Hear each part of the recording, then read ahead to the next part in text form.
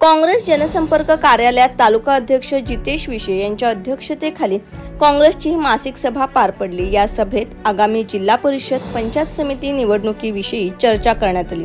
त्याचबरोबर काँग्रेस पक्षाच्या पुढील रणनीतीवर व काँग्रेस पक्षवाढी संदर्भात अनेक विषयांवर चर्चा करण्यात आली।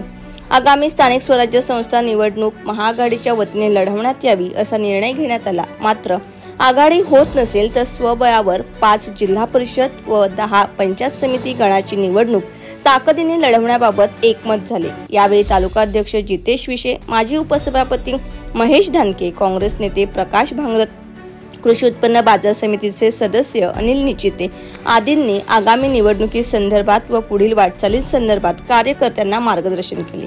यावेळी महिला जिल्हा अध्यक्ष जान्हवी देशमुख, युवक काँग्रेसचे तालुका अध्यक्ष अंकुश भोईर, महिला काँग्रेसच्या तालुका अध्यक्ष संध्या पाटेकर, बाजार समितीचे माजी संचालक गोपाळ अंदाडे, सरचिटणीस जयवंत पाटेकर, किशोर शेलवले, ज्येष्ठ नेते शिवराम मोगरे आदींसह मोठ्या प्रमाणात पदाधिकारी व कार्यकर्ते उपस्थित होते। ब्युरो रिपोर्ट, लोखंड वृत्तवाहिनी।